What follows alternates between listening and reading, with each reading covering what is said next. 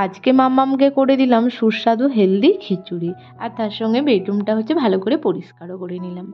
রাধে রাধে বন্ধুরা, good morning. আমি পিয়া, আমার চ্যানেলের নতুন একটি ব্লগে তোমাদের সকলকে জানাই অনেক স্বাগত। তো বন্ধুরা, আজকে নতুন একটি দিনে ও নতুন সকালে আমি পিয়া তোমাদের সামনে একটি নতুন ব্লগ নিয়ে হাজির হয়ে গেছি। তো আমি আশা রাখবো তোমরা সকলে আমার পাশে থাকবে। তো বন্ধুরা, আজকের ব্লগে আমি তোমাদের সঙ্গে শেয়ার করব। তোমরা তো টাইটেল থাম্বনেল দেখে বুঝতেই পেরে গেছো যে কি শেয়ার করব। আজকে আমি আমার 1 বছরের মেয়েকে মিঠিকে ওকে কিভাবে আর কি খিচুড়ি করে খাওয়াই সেটাই শেয়ার করব। আর এই খাবারটা কিন্তু বাচ্চাদের জন্য খুবই হেলদি বন্ধুরা। আর ওরা কিন্তু অনায়াসে খেয়েও নেবে। একটু বাচ্চারা হয়তো খেতে দুষ্টুমি করে ঠিকই, কিন্তু ওদেরকে যে কোনো খাবার খাওয়ানোর সময় মজার ছলে খাওয়াতে হবে, তবেই ওরা সেটা খাবে। আর এই যে বাটারটা তোমাদের দাদাভাই কিনে এনেছিল, তো ফ্রিজেই রেখে দিয়েছিলাম। আর আমি না ঠিক মতন জানিও না যে বাটার ডিপ ফ্রিজে রাখে না নর্মাল ফ্রিজে রাখে, কারণ আমি এই ফার্স্ট টাইম বাটার ইউজ করছি আমার মাম্মামের জন্য।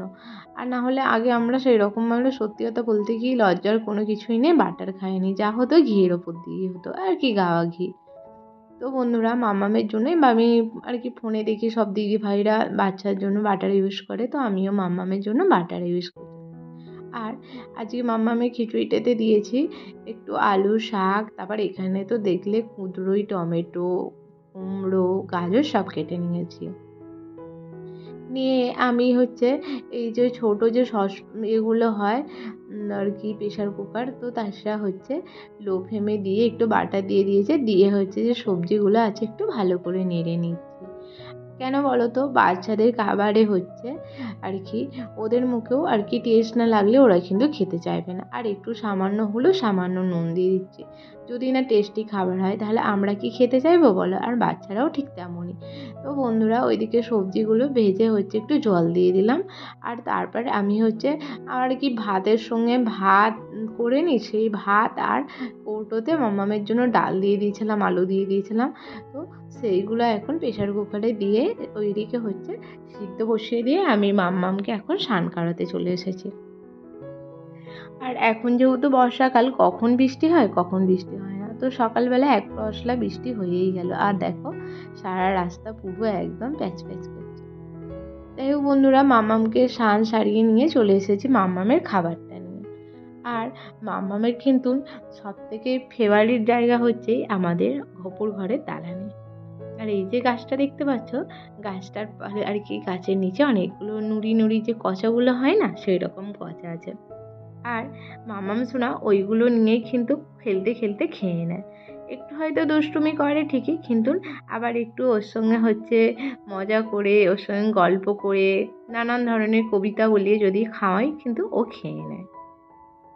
আর এই যে দেখছো পাথরটা, এই পাথরটা আমি মাঝে মধ্যে মাথায় রেখে আয়েশিয়া আয়েশিয়া গান উঠেছিল না জামাল গুড্ডু, তো ওই রকম করি।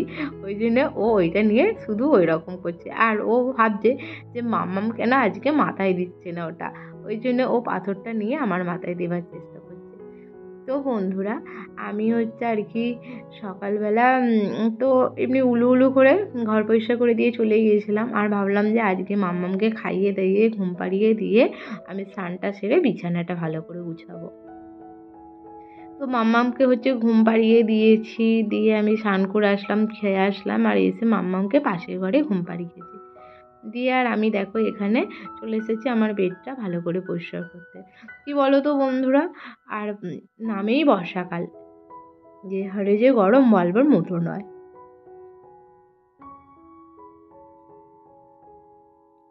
তারপর এই দেখো আবার বাইরেটা পুরো মেঘ হয়ে এসছে। আর আমি এই যে মাম্মামকে যে রাবার শিটটা পেতে শোয়াই, সেই রাবার শিটটাকে ভালো করে বাইরে রেখে দিলাম। আর ভাবছিলাম রাবার শিটটাকে একটু ডেটল জল দিয়ে ক্লিন করে নেবো। কেন বলো তো, বাচ্চাদের শোয়ানোর যে আর কি বেড কভারটা থাকে, সেটা কিন্তু ডক্টররা বলে প্রতি সপ্তাহে একবার করে কেচে নিতে।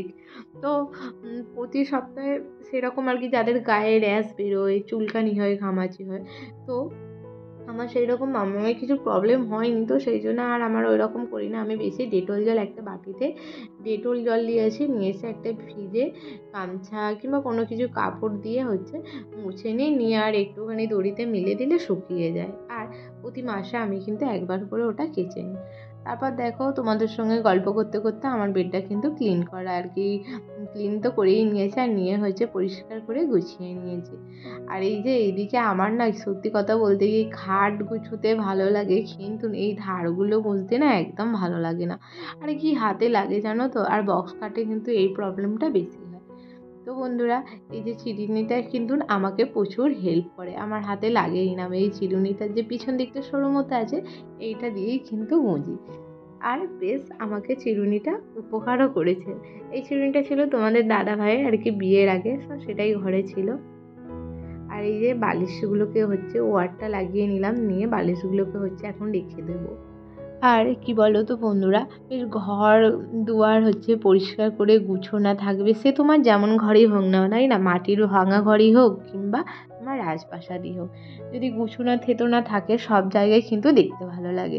আর একটা মনের মধ্যে ভালো লাগা থাকে, চোখের ভালো লাগার থেকে বড় ভালো লাগা আর কিছু হতে পারে না। দেখো বেডরুমটাকে সাজিয়ে নিলাম, তো মোটামুটিভাবে আর কি গুছিয়ে নিয়েছি। আর এই যে আমার মাম্মামকে নিয়ে এসে দিলেই ব্যাস হয়ে যাবে আমার গুছোনা। তো তবুও ভালো লাগে গুছাতে, যতই ছোট বাচ্চা থাক। ও হয়তো এখন ছোট, ও বোঝে না, তাই ও এলোমেলো করে সব, তাই না বলো?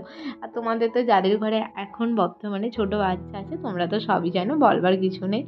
তারপর বন্ধুরা, আমি সন্ধেবেলা সন্ধে দিয়ে দিচ্ছি। আর আজকে তো আমার শাশুড়ি মা শ্বশুরমশাই নেই, তোমাদের দাদাভাই মামামকে নিয়ে চপ কিনতে গেছে, চপ মুড়ি খাবো বলে। আর আমি এখানে সন্ধ্যা দেবো বলে প্রদীপটাকে আগে জ্বালিয়ে নিলাম। আর এখন যেহেতু বর্ষাকাল, জানো তো, দেশলাইও জ্বলতে প্রচণ্ড আর কি দেরি হয়, ভালোভাবে জ্বলতেই যায় না।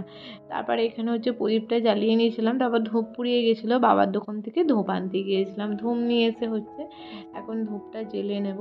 আর দেখো বাইরে একটু একটু হাওয়া দিচ্ছে, ওই জন্য প্রদীপটা না একটু হালকা হালকা নিভে যাচ্ছিলো। আর ভাবছিলাম যে আজকে কি ওপর ঘরে সন্ধে দিতে যাবো না যাবো না। ওপর ঘরে না আমাদের এক একদিন সন্ধে দিতে যাই, আবার এক একদিন দিতেও যায় না। কেন বলো তো? ওপর ঘরে যেহেতু আমাদের ঠাকুর নেই, সমস্ত ঠাকুরই এক জায়গায় আছে, তো ওপর ঘরে ওই জন্য এক একদিন নাও যাওয়া হয়। আমি যখন দিই ওপর ঘরে দিই, আর শাশুড়ি মা দিলে কিন্তু ওপর ঘরে দেয় না, কারণ মায়ের যেহেতু অপারেশন হয়েছে, তো মা ওই জন্য দিতে পারে না আর কি, ওপরের সিঁড়িতে যায় না। আর আমি দেখো মিটিকে নিয়ে সামলাতে হয় সন্ধ্যের দিকে, ও আমাকে ছাড়তেই চায় না। তারপরে এখানে দেখো গোপাল সোনাকে সন্ধ্যেবেলা ভোগ দিয়ে দিয়েছিলাম। ভোগ বলতে যেদিনকে যেমন থাকে সেদিনকে তেমন দিই, আমরাও যা খাই সেটাই দিই। তো গোপালকে আজকে বিস্কুট আর জল দিয়ে দিয়েছিলাম। তারপরে এই যে দেখো গোপালের বিছানা, তো গোপালকে বিছানার মধ্যে ভালো করে ঘুম পাড়িয়ে দিলাম। আর এই যে সিংহাসনটা দেখে, এটাই কিন্তু গোপালকে বসানো হয় দিনের বেলা আর কি, সকালে ঘুম থেকে ওঠার পর, আর রাতের বেলা মশারির মধ্যে ঢুকিয়ে শুইয়ে দিই। তারপর বন্ধুরা, সন্ধে দিয়ে এসে তোমার দাদা ভাই চা আর কি চপ নিয়ে এসেছিলো, দিয়ে চপ মুড়ি চা খেয়েছিলাম, সেটা আর অন ক্যামেরায় দেখানো হয়নি। তারপর রাতের বেলা মাংস এনেছিল, মাংস খাওয়ার পরোটা খাবে বলে। আর এখন আমি রান্নাঘরে মাংস কষছি, আর তোমাদের দাদাভাই কিন্তু ক্যামেরাটা করে দিচ্ছে। তারপর বন্ধুরা, মাংসর গন্ধে আজকে মাংসটা কিন্তু হেভি গন্ধ উঠেছে। আর আমার যা গরম হচ্ছিলো বলবার মতন নয়, নামেই বর্ষা কিন্তু একটু বৃষ্টি হচ্ছে, আবার যে হারে গরম হচ্ছে বলবার মতন নয়। আর এই যে কড়াটা তলাটা কালি পড়ে গেছে, আর পুরো একদম তেল তেল হয়ে গেছে, তো গ্যাসে বসালে না শুধু স্লিপ খায়। আর বড় কড়াই কি মাংস মানে আর কি কি বসাবো বলো? 500 মাংস মানে খুব কম পরিমাণ, ওই জন্য ছোটো কড়াতেই বসিয়ে দিয়েছিলাম। আর এখন আমি একটু মাম্মাম ঘুমোচ্ছিল আর কি, কাঁদতে উঠেছিল, মাম্মামের কাছে গিয়েছিলাম, ততক্ষণে আমার মাংসটা সিদ্ধ হয়ে গেছে। আর জানো তো বন্ধুরা, আজকে কিন্তু মাংস হবে বলে সেই রকম কোনো প্ল্যানই ছিল না। তোমাদের দাদা ভাইয়ের হঠাৎ আর কি আবদার হলো মাংস খাবে। তারপর চপ মুড়ি খেতে খেতেই প্ল্যান করা হলো যে মাংস হবে আর পরোটা হবে। মাংস বলতে চিকেন কষা। তো ও চিকেন আনতে গিয়েছিলো, আমি মিটিকে ঘুম আর কি নিয়ে শুয়েছিলাম, ঘুমাইনি তো বটে। আর আজকে চিকেনের গন্ধটা দুর্দান্ত উঠেছে, আর চিকেনটা দেখো হয়েছে কেমন। আর করেছি পরোটা, তো আমাদের ওর 3টে আমার 3টে, 6টা পরোটা।